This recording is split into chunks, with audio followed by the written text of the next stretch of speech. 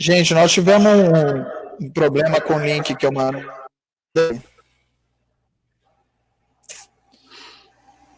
Porque aquela sala ela deu problema. Sem problema. Deixa eu postar aqui, ó. Tentam espalhar. Eu já mandei o link lá no grupo dos gestores no WhatsApp, mas ajuda a espalhar aí, gente. Vamos começar. Vou pegar aqui. Começar aqui as dúvidas. Primeira pergunta vem do João Felipe, do Maranhão, Luiz Paulo. A terra é o meio de produção? A terra, como é que a terra fica? A terra é o objeto de produção. É uma matéria-prima, né? É uma matéria-prima, e aí é uma dúvida que é recorrente, porque ela também pode ser transformada em renda, né? No sentido de a pessoa pode, como se fosse alugar parte da terra para outro, né? E transformar isso numa fonte de renda. Mas ela é matéria-prima, né? Em primeira instância, é isso. Beleza, vamos seguindo aqui. É de Goiás, João Tiago Felipe. Barbosa. O Tiago Barbosa não estava colocando o estado aqui. O João Felipe falou que é do Goiás, não do Maranhão. Também é um grande estado. Desculpa, João Felipe. Queria saber, o Tiago Barbosa está querendo saber se com o avanço do capitalismo financeiro monopolista e com a mecanização da indústria, como se configura, ou como vai se configurar ou se organizar a classe operária atualmente? Essa é a pergunta de R$1 milhão, né, Luiz? Mas tenta aí. Não, se eu conseguir responder, nós estamos já no processo, né? Não, eu acho esse processo, né, de financiarização do capital, de cada vez mais a diminuição do capital produtivo, né, na economia global, é um negócio que tem que ser muito bem estudado, né, no sentido de entender como é que as classes sociais vão se posicionar a partir disso, né? Essa resposta é a resposta que a esquerda, não só no Brasil, mas no mundo inteiro está tentando entender, né? Como organizar, por exemplo, setores, segmentos imensos da classe trabalhadora que atuam, por exemplo, no mercado informal por conta disso, por não ter acesso a empregos formais, agora por conta desse processo de uberização, né? Do trabalhador participando desse trabalho através de aplicativo, né? Então, você exclui grandes segmentos, assim, porque era mais fácil, né, Rafael? Era mais fácil você encontrar os trabalhadores naquela fábrica que tinha 10 mil trabalhadores lá, né? Que tinha um sindicato potente, organizado. Agora está muito mais espalhado, é muito mais disperso, né? Isso quer dizer que a classe trabalhadora ela deixa de existir, os trabalhadores deixam de existir, a exploração ela deixa de existir? Não. Mas aí a tática, né, de organização e a estratégia política, ela tem que ser pensada a partir disso. Eu vou tenta dizer que nós não estamos conseguindo dar essa resposta, né? Eu acho que até agora a gente não conseguiu dar essa resposta. Infelizmente, tem outros grupos, não diretamente políticos, né, mas que acabam atuando politicamente, estão chegando a esses setores mais do que a gente, né? O exemplo clássico hoje que todo mundo fala é dos evangélicos, né? Desses grupos neopentecostais que conseguem organizar, não no sentido da disputa política só, mas isso também agora ganha peso, mas consegue ganhar esses setores para um projeto que não é o nosso, né? Então, é uma grande pergunta que tem que ser respondida agora por nós, de alguma forma, né? Porque senão vamos ficar cada vez mais nas cordas, né? Cada vez mais em gueto, né? E aí temos que repensar aí a nossa atuação. Luiz, é que está balançando muito o notebook. Porque tá, beleza. Eu estou encostado na mesa. Depois vai pro YouTube, né? Aí para não ficar tremido, né? Sim. Gente, teve esse problema aí com a sala. O link que eu mandei era de uma sala que já tinha expirado, porque deu problema na hora da criação da sala. Então, olha, esse é o link, estou mandando aqui, encaminha para a turma lá. Os gestores estão, não sei, né? Deve ter muita coisa a fazer nessa quarentena, e tem estado que ainda não mandou para os grupos, né? Então, vamos lá. O Ian fez uma pergunta boa aqui, que ontem o Luiz Mota discutiu, né? O Luiz Mota é um especialista nisso, né? Tem até um texto bom, textinho fácil de ler, que é sobre também uma pergunta de R$1 milhão. Como daria na prática uma ditadura do proletariado? Não seria um Estado verdadeiramente democrático e de direito, guiado pelos direitos humanos, a forma do proletariado guiar o poder político? Só o debate, Rafael. Como é que é o camarada aí? Como é que chama o camarada? Ian? Só o debate sobre a questão dos direitos humanos é um negócio que é interessante se fazer, né? Existe uma leitura, e aí eu compartilho dela, de que a pauta dos direitos humanos, né, ela nunca foi uma pauta dos comunistas, né? Inclusive, a pauta dos direitos humanos ela foi muito utilizada, instrumentalizada por uma direita conservadora, por um social-democrata, para, por exemplo, justificar a invasão na Iugoslávia, na Síria, na Líbia, a própria relação do imperialismo com Cuba, né? É sempre essa questão da pauta dos direitos humanos. Eu não estou dizendo aqui que a pauta não é importante, que nós não podemos nos guiar por ela, mas é que ela pode ser instrumentalizada politicamente também, né? Então, tem que ter muito cuidado também ao lidar com essa questão dos direitos humanos, né? Porque, na verdade, a nossa teoria, né, e a nossa prática, ela diz respeito a outro arcabouço teórico, metodológico, né? Diz respeito ao marxismo, né? E aí, sobre a ditadura do proletariado, a minha monografia aqui nas Ciências Sociais foi sobre isso. Sobre o conteúdo da ditadura do proletariado, né? O que seria essa questão? Primeiro, assim, os apontamentos do Marx, né, sobre esse conceito, eles são muito pequenos, né, muito poucos ao longo da obra dele. O Eduardo Mota ontem lembrou, né, alguns tem no Crítica ao Programa de Gotha, né, tem a questão do 18 Brumário, ele falou que na Guerra Civil da França também, esse eu não conseguia ver ainda. Mas o conteúdo é o seguinte: se a gente parte do pressuposto de que o Estado ele é um instrumento, né, de classe, né, e aí não interessa a forma política, se é democrático ou não, em última instância, o Estado está aqui para garantir os interesses da classe dominante, né? Então, a ditadura do proletariado nada seria mais do que a democracia para os trabalhadores, né, a democracia para a classe trabalhadora, para as suas organizações, e uma ditadura para a burguesia, né? Uma ditadura para as classes conservadoras. Em qual sentido, né? A ideia, inclusive aqui no livro do Décio Sais, ele fala um pouco sobre isso, né? É óbvio que nós vamos ter mecanismos democráticos, né, de participação, nós temos que, inclusive, estimular. Mas nós vamos fazer mecanismo que estimule a participação da classe conservadora, da classe que é contra-revolucionária, né? Eu acho que isso primeiro que é muito difícil ficar apontando, mas é óbvio que, em termos de construção política, de manter o poder político e tal, nós não podemos vacilar no sentido de que a democracia tem que se estender, inclusive, para as classes que a gente entende, para classes, frações de classe que a gente entende que são contra-revolucionárias, né? É óbvio que podemos ampliar isso para o nosso campo de aliados, mas a ditadura do proletariado ela é sempre uma democracia mais radicalizada para a classe trabalhadora e seus aliados, e uma ditadura para a classe contra-revolucionária, né? Eu acho que é nesse parâmetro que nós temos que entender.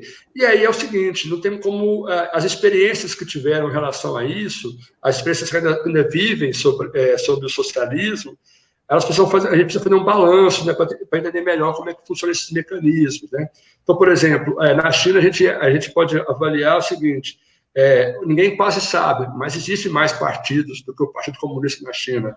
Inclusive, ele já diz isso nos livros dele, né? Existe uma míríade de partidos. Só que é o seguinte: eles atuam de acordo com aquilo que o socialismo chinês define, né, na sua própria dinâmica política, institucional. Então, na verdade, o que acontece conosco, né? O PCdoB está enquadrado numa política institucional que não é feita por nós, é feita pela democracia burguesa, né? Então, assim, essa é a perspectiva que eu entendo de como funcionaria essa dinâmica da ditadura do proletariado. Mas isso é um debate que acho que a gente vai conseguir resolver ele quando ele aparecer na nossa frente.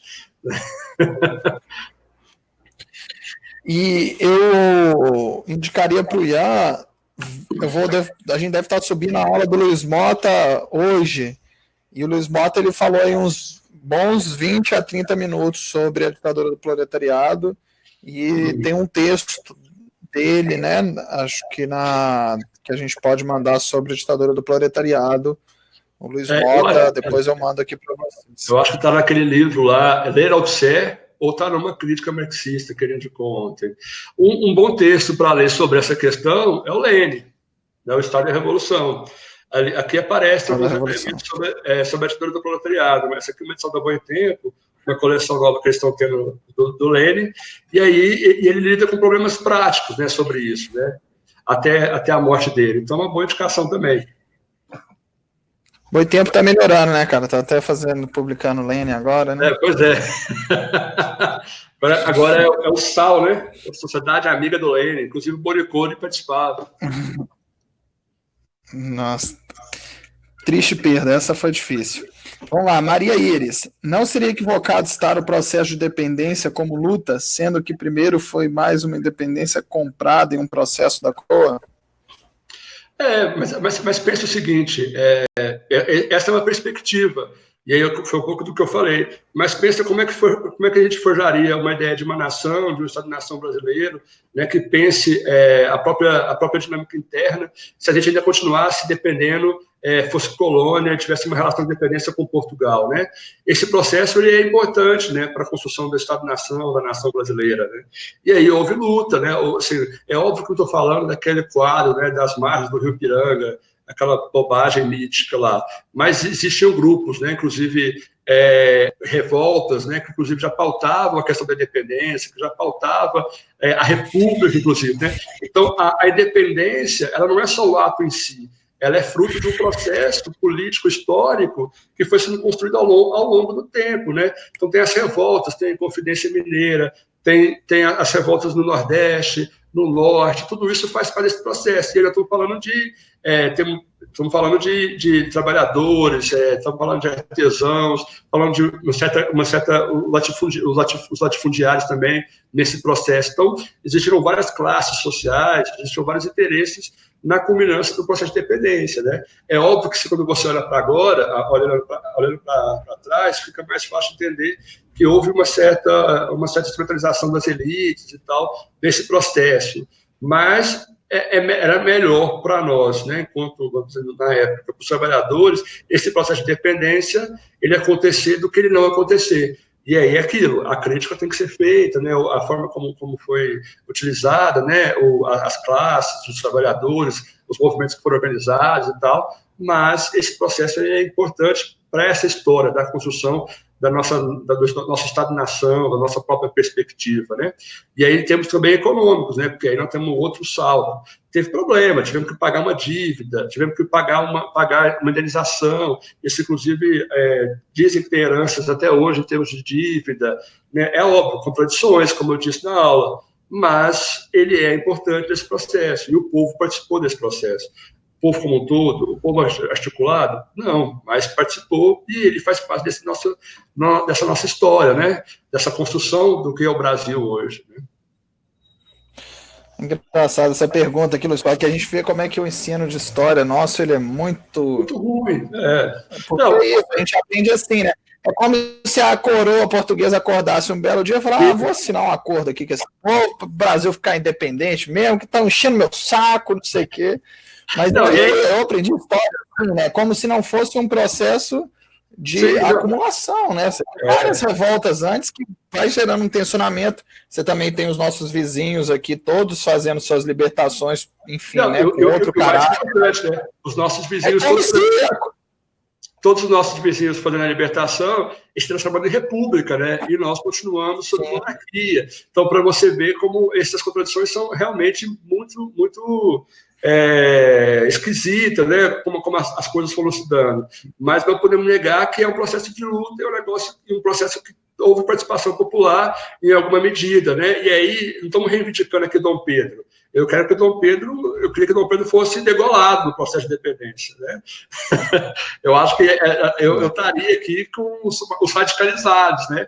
Mas sem a independência não poderia ter acontecido todos os processos importantes, né? Eu acho que também tem isso, né? Então é uma crítica, por exemplo, como é que tem a independência e não tem o processo, por exemplo, de fim da escravidão, né? O nascimento da República atrasado quase 100 anos, então assim, né? Então são contradições aí que nós temos que lidar. Cara, o Arthur aqui tá pedindo para você dar uma outra aula, cara. A pergunta dele aqui é muito grande, cara. Mas vamos lá, eu vou te passar ela porque tem uma segunda parte aqui que eu acho que dá para você focar e responder ela. Professor, você poderia dar um apanhado sobre os movimentos de esquerda brasileira partindo da coluna Prestes até os dias de hoje? Nossa Senhora! Poderia explicar um pouco também sobre a Carta do 100? Eu acho que talvez você consiga focar nisso. E na apostila da UJS para a aula de hoje é citada a criação da LN, mas eu fiquei confuso com uma coisa. Não foi o Carlos Marighella que fundou depois o golpe militar? Não, tá. Então vamos por partes. Eu não vou conseguir fazer...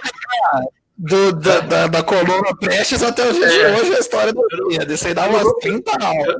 Eu não vou conseguir fazer isso, né, vamos dizer, uma aula da coluna Prestes até os dias de hoje, porque é muita coisa, mas eu acho que tem aqui lembrando de cabeça aqui, eu não vou lembrar agora de cabeça, mas eu posso depois mandar aqui algumas referências que pode ajudar nisso, né? Sobre uma confusão. A Ação Nacional Libertadora, a Aliança Nacional Libertadora é a de 1932, eu não vou lembrar a data, mas essa foi fundada pelo Prestes, que era dirigida pelo partido, que era uma ideia de construir uma frente ampla, né?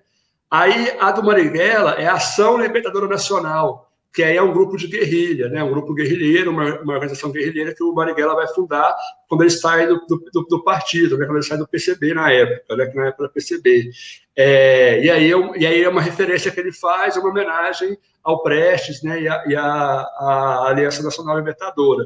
Mas a dele é a Ação Libertadora Nacional, então são duas coisas. É a ANL e a ALN. Então são diferentes aqui.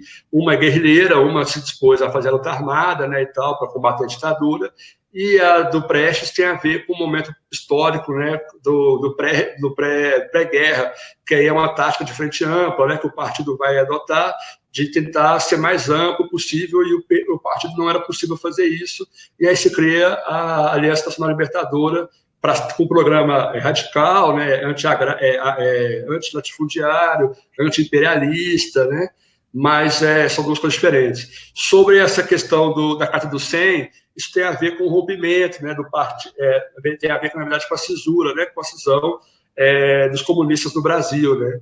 E aí eu acho que a biografia do João Amazonas, né, que foi escrita, deixa eu pegar aqui.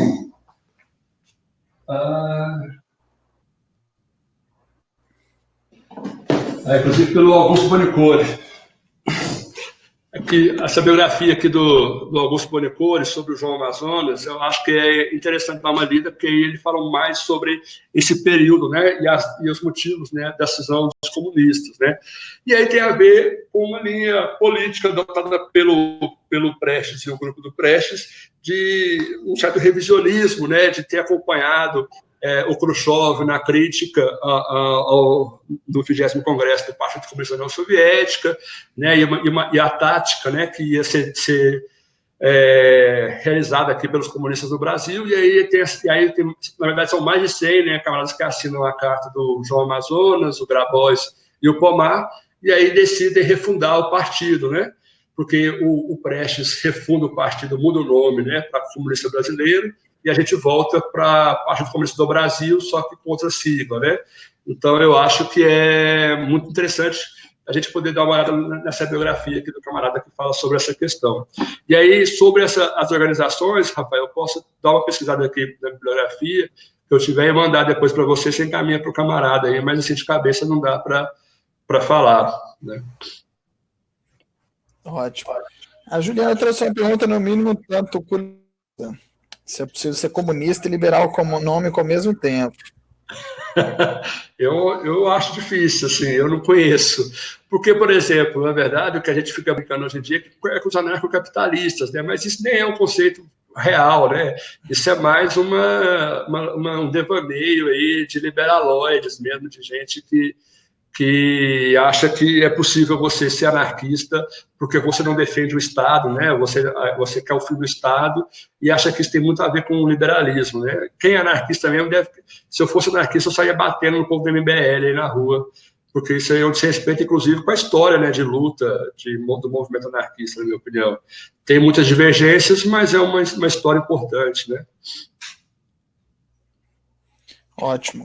Vamos lá. Agora, essa aqui eu não sei se... Vai ter a aula do Fábio Palácio sobre Gramsci aqui. Vamos ver se você consegue aí. Gostaria que o professor fizesse uma relação acerca do que os apontamentos de Gramsci faz quanto à divisão de classes. E o comunismo socialista apontado, enfim, né? Como é que parece essa questão de classe em Gramsci? Eu sei que, por exemplo, o Gramsci trabalha muito... Desculpa aí, Rafael. O Gramsci trabalha muito com a ideia de subalternos, né? Inclusive para tentar um pouco ampliar essa ideia de operário, classe operária, né? Mas assim, eu não tenho uma leitura do Gramsci, li algumas coisas, né, na faculdade, por conta de algumas disciplinas, mas eu acho que ele deve compartilhar essa ideia de que não dá para encarar as classes sociais monoliticamente, né? Porque Gramsci, inclusive, é um teórico que vai pensar para além, né, da mecanização, da atuação política, né? Ele vai pensar muito nessa construção da hegemonia, né? E aí minha leitura é de que não dá para pensar os subalternos, né, fora dessa ideia de que a classe não é monolítica, né? Então eu acho que o Gramsci vai muito nessa leitura também. Vamos lá, Wesley Costa trouxe um monte de questões aqui. Vamos por partes. Vamos por partes. Temos tempo, então temos mais 20, 35 minutos. Estou de boa. 5 aqui, que é o nosso tempo. Se as classes nem sempre existiram, como a história da sociedade humana é a história da luta de classes? Então, foi o que eu disse lá na legenda, né? O Engels vai fazer um apontamento, né? uma nota de rodapé, refazendo essa ideia, né? Que ele vai falar que ele está falando da história da sociedade que tem escrita, ou seja, história das sociedades onde já existia a separação entre propriedade privada, né? E os meios de produção dos trabalhadores, né? Então, as sociedades que não têm escrita, as sociedades, vamos dizer assim, primitivas. Então, ali existia o que a gente vai chamar de comunismo primitivo, né? Porque não tem Estado, não tem classes sociais. Então, o Marx vai dizer isso muito claro aqui no manifesto, aqui, que eu vou até pegar para vocês aqui, posso até ler na íntegra aqui a observação que ele faz. Porque aí ele fala, aonde tem história, né? Sociedade que tem história escrita, né? Então, e aí pressupõe uma organização social, pressupõe Estado, classes sociais, propriedade privada, né? E por aí vai. Mas eu vou pegar aqui para ficar mais claro aqui. Inclusive, esse é um negócio que nos cursos aí o povo fica batendo muito.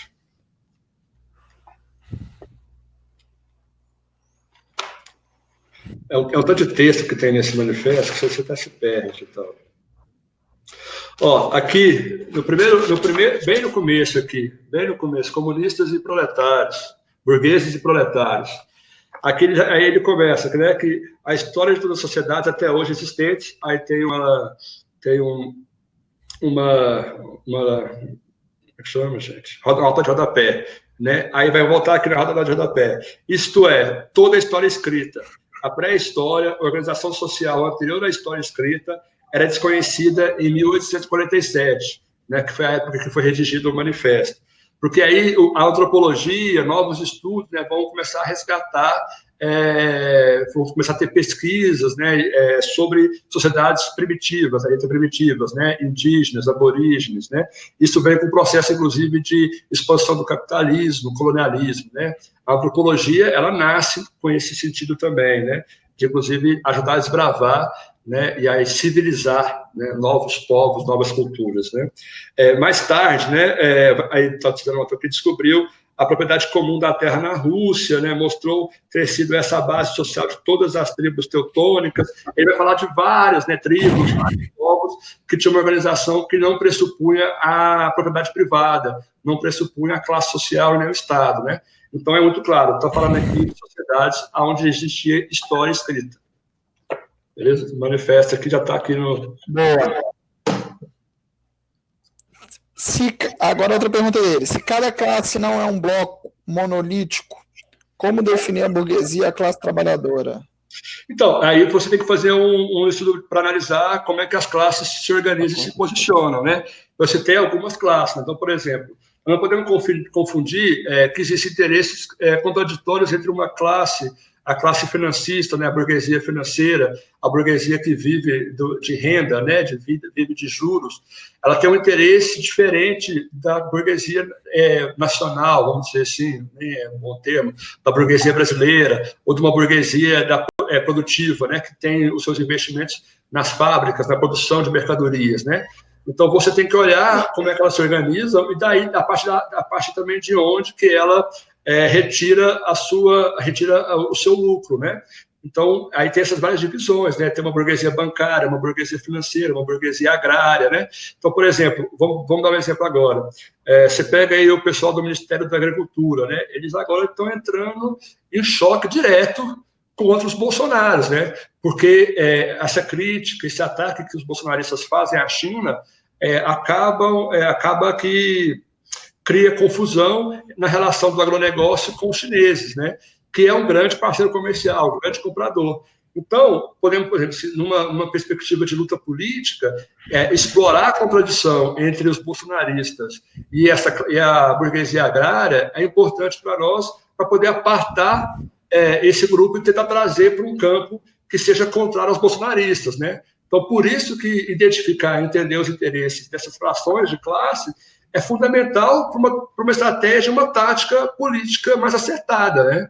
E aí sentar a bunda na cadeira e fazer essa pesquisa. E é dados quantitativos, é saber a posição política do CNI, a posição política da ministra da Agricultura, do Itaú, e tentar estabelecer uma relação causal entre eles e tentar explorar contradições, né? Se essa for, inclusive, a tática que o partido ou outra organização fez, né? Ou você pode fazer, não, é tudo burguesia e a minha luta toda é contra eles, né? E aí é uma opção política que cada um faz, né? Cada organização faz. Isso também, cada conjuntura e cada formação socioeconômica forma as suas classes. Exatamente, né? E as suas frações de classe. Frustrações. O Marx, o 18 de Brumário, são quantas? 11, 12 classes que ele identifica lá. Vamos lá. Porque lá no 18 de Brumário vai ter uma fração de classe que vai apoiar o Luiz Bonaparte, né? Em relação a outras, né? Inclusive uma fração dentro da classe trabalhadora, né? Que é o campesinato, né? O Lupe e o campesinato. Vamos lá. Pela resposta para a terceira e quarta questão de Lênin, que você mencionou, o CEO de uma grande empresa estaria fora ou dentro da classe trabalhadora? Qual é o critério para decidir quem pertence e quem não pertence à classe trabalhadora? Qual a diferença entre ele, por exemplo, o gestor regional, o gestor municipal, de uma unidade específica? Então, em termos, vamos dizer, normativos, né? Como ele não possui os meios de produção, você pode falar, é um trabalhador, mas ele não é um trabalhador qualquer, ele é um gestor do capital, né? Ele não pode ser confundido com um trabalhador médio, né? Um cara que trabalha numa empresa, numa fábrica, num call center, né? Até porque, ideologicamente, ele também está ganho para um processo de permanência do grande capital, da permanência do capitalismo, né? Então, ele fica nesse meio, né? Nesse meio desse processo. A questão é que, no final das contas, o que nós temos que entender é se esse CEO ele defende ou não, ou se ele está disposto ou não de abrir mão dos seus interesses mais imediatos, que seria um grande salário, um alto salário, para poder defender o interesse da classe como um todo, né? Então, essa é a resposta política, né? Então, assim, como é que nós vamos chegar, por exemplo, nosso processo político agora, como vamos chegar até esse CEO e convencê-lo de que, para ele, é mais importante estar do nosso lado, mesmo que os interesses imediatos dele, que é um alto salário, não seja ganho agora, mas no futuro ele tenha outras perspectivas, né? Então, e aí uma posição, inclusive, da classe média, né? Que é um grande debate sobre o lugar da classe média, né? O lugar... E aí que o Marx vai chamar de pequeno burguês, né? Que é o cara que é autônomo, que é o médico, que é o advogado, o professor, o funcionário público, né? E aí essa é a grande dificuldade hoje, né? Porque essa classe média é numerosa, ela inclusive é articulada politicamente, a prova disso aqui no Brasil é recente, né? A classe média sempre foi um meio com balizador, né? o balizador das eleições, ela rompe com o neoliberalismo na eleição do Lula, e aí ela apoia a base do Lula e da Dilma durante o tempo, depois rompe, e essa confusão, porque por ela ocupar uma posição, inclusive, dúbia no processo de produção, a postura política dela também acaba sendo dúbia, né, nesse sentido, né? Eu colocaria hoje esses setores, é óbvio, né, que estão numa ofensiva contra qualquer tipo de opinião ou concepção de esquerda, à esquerda, né? Então, é difícil contar com esses setores, esses grupos agora no nosso campo, mas nós temos que ter essa sagacidade de saber fazer uma leitura e saber o que oferecer, inclusive, para esses setores, para que um dia eles possam voltar a compor conosco, né? Ok, vamos aqui. Agora, a última pergunta do Wesley. É sobre a virada aí do feudalismo para o capitalismo, né? Wesley, eu lembro que foi uma série que eu vi, é uma série bem lá do B, que chama... Cara, agora eu dei um branco, mas eu vou lembrar, eu vou até pesquisar aqui, que fala um pouco sobre isso. Historicamente, como começa o ciclo capitalista? Quer dizer, como o primeiro burguês conseguiu controlar os meios de produção na forma local, enfim. Posso dar uma resposta autosseriana para ele? Chama Pilares da Terra, o nome do documentário. É sobre os primeiros burguês, os primeiros burgos, como é que eles foram acumulando o primeiro capital mercantil. É uma visão muito micro, individual, mas é legal porque a gente vê Como é que chama o camarada aí? É Wesley. Wesley. Então, é o seguinte, Wesley, eu acho que fazer uma genealogia, uma arqueologia disso não é tão importante. O importante é o processo, sabe? Porque senão a gente vai cair numa questão meio weberiana, né? Porque aí, quando o cara era protestante, aí ele começou a acumular. Não é isso, né? Eu estou falando de processo, né? Mais importante de que como é que foi o primeiro indivíduo burguês, como esse processo foi construído ao longo do tempo, né? Até porque, numa questão dialética, não existe um momento inicial das coisas, né? Lembrando o seguinte, vocês tiveram aula de filosofia, o novo, ele nasce a partir do velho, mas não quer dizer que o novo está pronto, nem o velho já morreu, né? Então, esse processo ele é histórico, ele é dialético, ele é contraditório, e no sentido de que é um acúmulo a longo prazo. Então, assim, existem respostas, existem momentos. Alguns pesquisadores vão falar do processo de cercamento das terras, né? E aí chega um momento assim que as pessoas resolvem cercar as terras e falar, essa propriedade aqui é minha. Né? Aí vão dizer que tem uma relação monetária, existe um acúmulo de dinheiro nas mãos, né, dos pequenos comerciantes que vivem nos seus burgos. Isso tem a possibilidade de acumular e ter esse meio de produção. A partir daí vai criando uma rede, né, uma burguesia, né, inicial, que aí vai crescendo a partir disso. Então, tudo isso é um negócio, não tem um momento zero, né, disso, porque não existe um momento zero na história, né? As coisas não são simples assim, mas tem esses elementos. Eu acho que um bom livro para entender isso é o da Ellen Wood, chama As Raízes Agrárias do Capitalismo. Não sei se vocês conhecem. É bom dar uma lida, assim, tem umas teses interessantes lá, e ela fala um pouco desse processo. Inclusive, ela vai criticar essa ideia dos cercamentos. Ela vai dizer que é outra questão, que é o acúmulo no processo agrário, né, de excedente, e é interessante, e é uma marxista e tal, e é bom, chama As Raízes Agrárias do Capitalismo. Eu não sei o que você acha da história da riqueza do homem. É bom também, do Léo Huberman, né? Eu acho que é um livrinho que vale a pena, não tem ele em PDF, eu dei uma pesquisada. É bom, né? Livro de linguagem simples. Ele é um livro que é muito indicado assim, para quem gosta de história, dessa parte, do ensino médio. Então, ele é muito didático, muito acessível, é de boa de ler. É um bom livro. Se você quiser aprofundar um pouco mais, a Era das Revoluções, do Hobsbawm, que é um pouco mais denso. Mas o da Ellen Wood é só sobre essa questão, né, de qual é a origem do capitalismo. Né? E aí são teses, né, disputas nisso. Mas ela tem uns recursos teóricos marxistas que eu acho que ajuda também nesse processo. Esse eu nunca li, mas o do Marx, Acumulação Primitiva de Capital, também. Mas o Marx vai falar um pouco disso, né? Ele vai falar do momento zero, ele vai falar, ó, a parte do processo que houve excedente, né? Porque também ele não está interessado no marco zero, ele está interessado em entender a dinâmica desse processo, né? De como ele se dá e o que ele possibilita, o que ele transforma, né? Vamos ver aqui que no chat aqui rolou uma discussão, tem mais algumas perguntas, mas vamos retomar essa discussão. Tá. A Maria Iris mandou, olha, eu falava da proclamação como ela foi feita. Olhemos a proclamação da República, por exemplo, foi uma amarração entre as elites para, inclusive, impedir mais revoltas. Não vejo esse processo como pacífico, mas com tentativa de pacificação. Sim. Aí o Diego complementou, falou, também vejo dessa forma, principalmente quando tocamos o conceito de Estado. Não, pode falar. Sendo esse um meio de controle, pois a mudança na forma de poder também se modifica o processo de controle social. Eu acho que o Luiz Paulo, você acho que pode ficar à vontade de responder.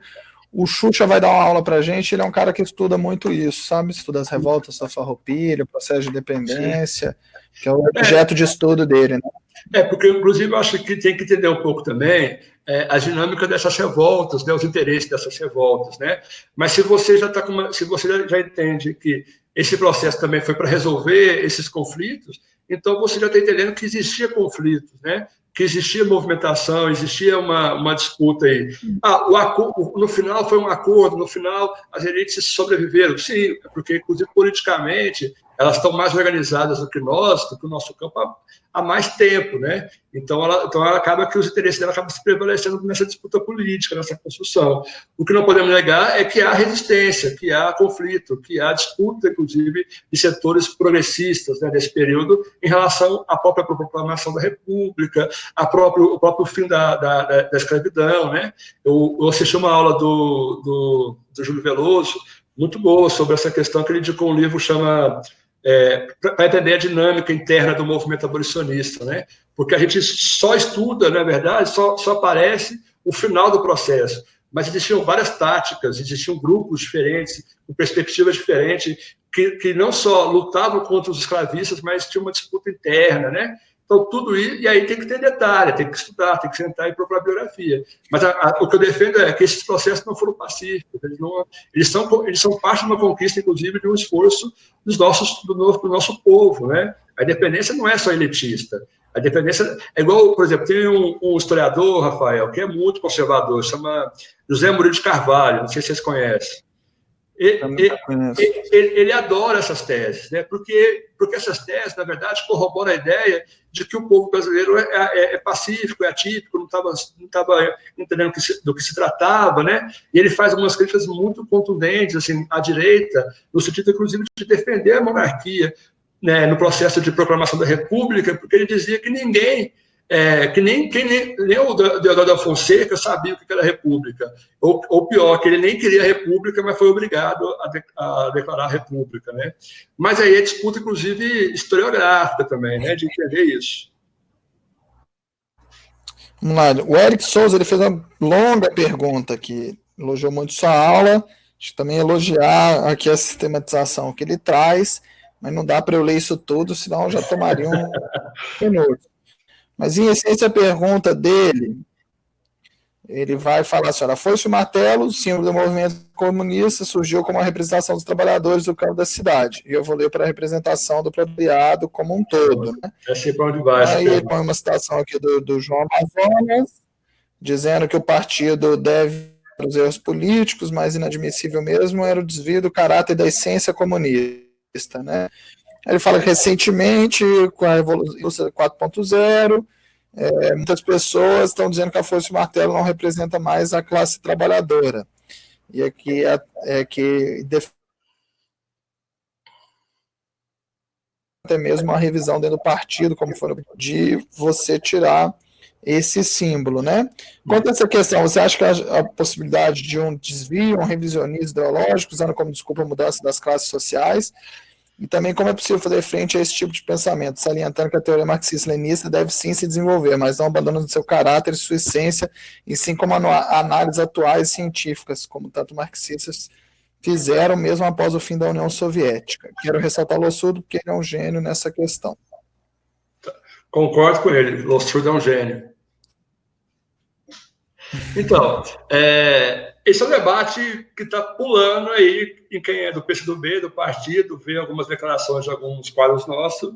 A gente chegou aqui em Uberlândia, existe uma discussão, né, também aqui, sobre essa questão de deixar ou não deixar, né, os símbolos comunistas, do comunismo para trás e tal. Isso não tem a ver só com uma questão de, vamos dizer assim, dos símbolos e das cores representar o nosso programa. É mais do que isso, né?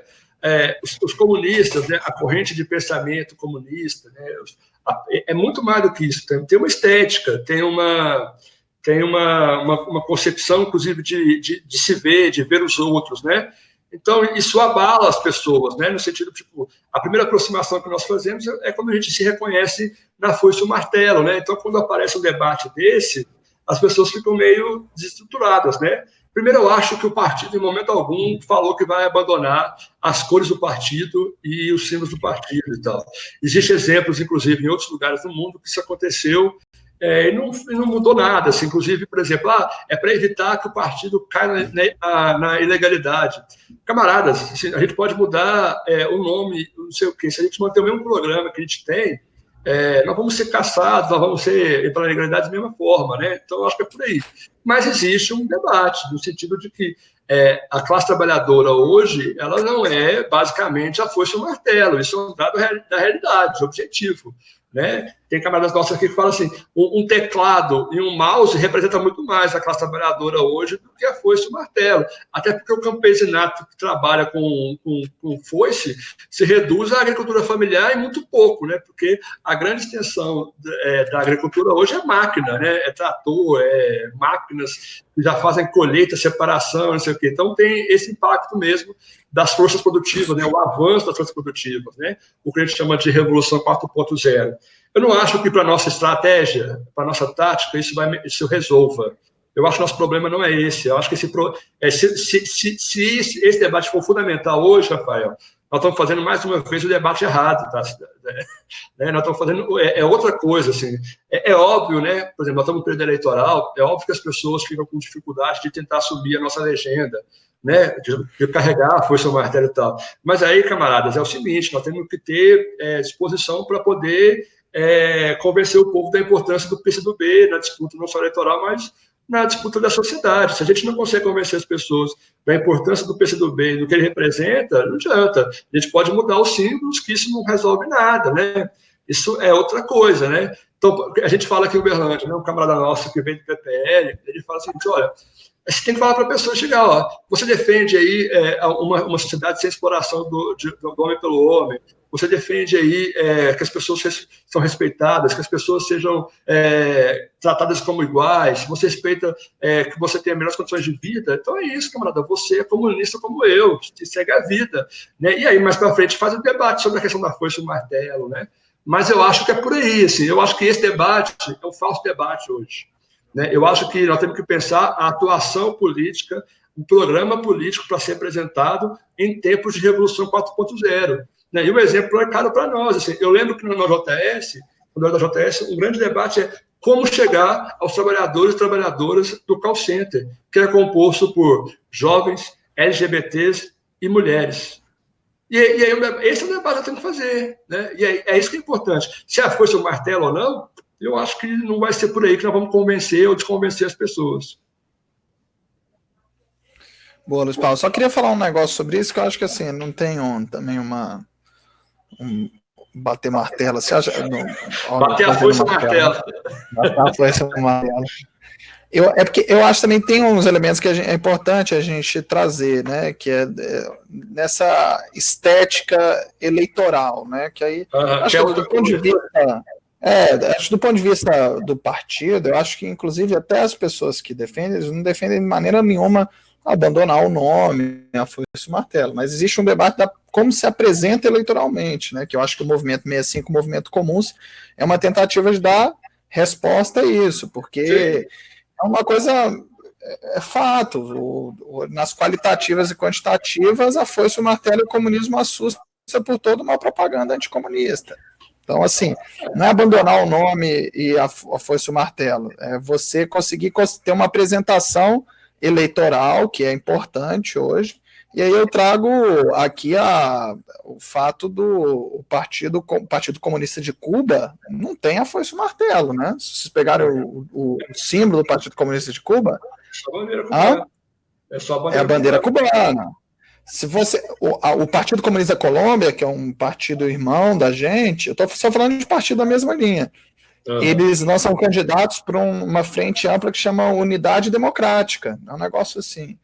O Partido Comunista do Uruguai, eles lançaram um negócio que chama Movimento 1001 agora, né? Eles lançam, a estética deles é o 1001, que é a legenda. Eles cresceram de 1 para 7 parlamentares, né? Num parlamento de 170 deputados, né? O Partido Comunista da Coreia, ele não tem a foice e o martelo, é outra coisa. É uma caneta, né? Uma caneta no meio e tal, uns negócios do lado, assim. Então, assim, é um negócio bem complexo. Não é simples. Eu nem tenho posição formada sobre isso, né? Mas o negócio é uma coisa, a gente... Eu acho o seguinte, por exemplo, a gente está lidando aqui de construir chapa, né? Para vereador, nós vamos ter candidato a prefeito e tal. E aí é o seguinte, no final das contas, quando a pessoa for votar, se a pessoa não se apresenta lá como PCdoB, mas se apresenta como 65, como comuns, quando a pessoa for votar, vai aparecer lá PCdoB do mesmo jeito, né? E aí eu acho que o debate é mais... O debate de fundo é o seguinte, nós vamos abrir mão de fazer disputa institucional? Mas se a gente for abrir mão de fazer disputa institucional, beleza. Mas se não for, aí a avaliação manter em todos os lugares, com todo mundo, o símbolo, a foice, o martelo, o vermelhão e o amarelo, ganha ou perde o voto. É isso. Aí é uma escolha que eu tenho que fazer, né? E aí é um debate. Isso não está posto, não tem defesa, não tem nada, não tem proposta de mudança de estatuto, como tem gente falando. Vamos ter calma, vamos pedir voto. Vamos lá. O João, uma pergunta aqui, João, até é difícil, porque a bola de cristal mas a gente pode fazer tendências, né? Como se organiza internacionalmente o comunismo num país só? Cara, por exemplo, isso aí é uma tese já é uma tese dos anos 30, né? A gente fez a escolha, né? Tipo, a revolução ela tem que partir de algum lugar, né? E aí tem uma palavra de ordem da tese internacional, a obrigação de todo comunista é fazer revolução em seu país. E aí é o seguinte, nós temos uma questão, a gente espera as condições, uma conjuntura internacional de organização dos trabalhadores a nível mundial para poder fazer uma perspectiva de revolução no nosso país. Eu acho que está provado que não deu certo. Né? Que se tivesse dado certo, não estaria aí China, Cuba, Vietnã, Coreia, né? Com suas experiências socialistas até hoje. Né?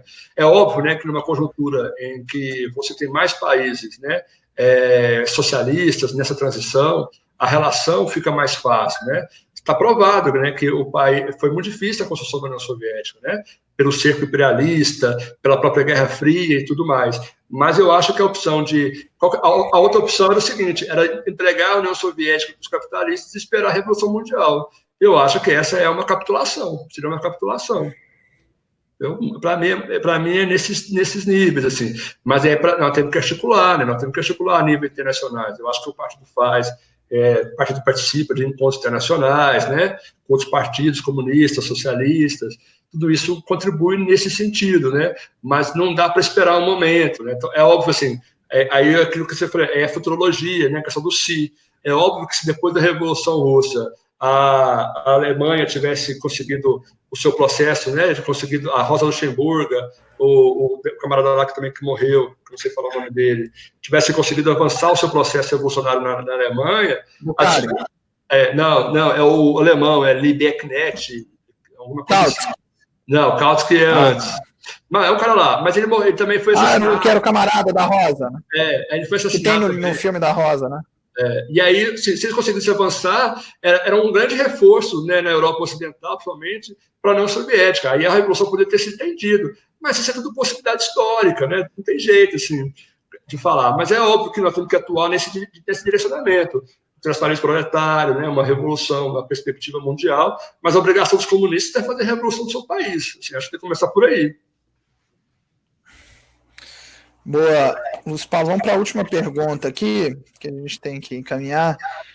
O Matheus Borges, sobre essa reconfiguração pós-coronavírus, também difícil exercício aí, né?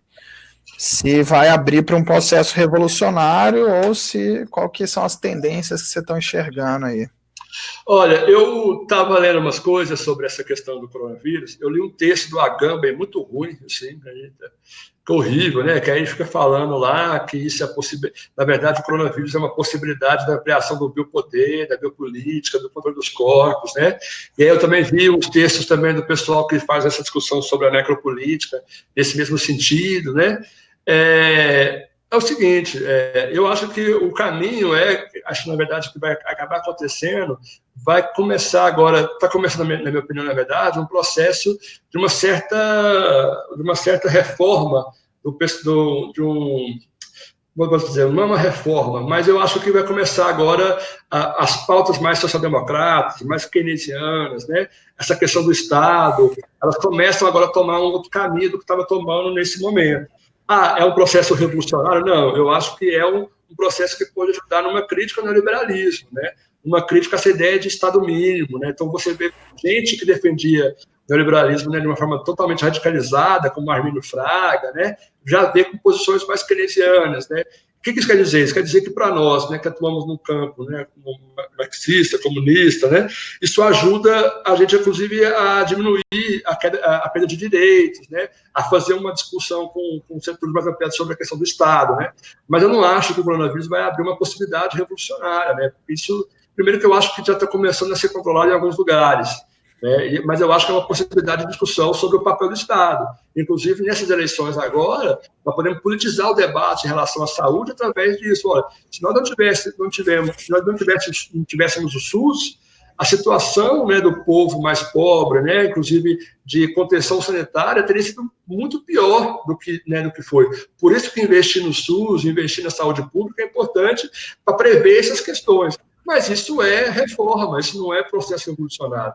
Até porque os conservadores também usam dessa pauta, né?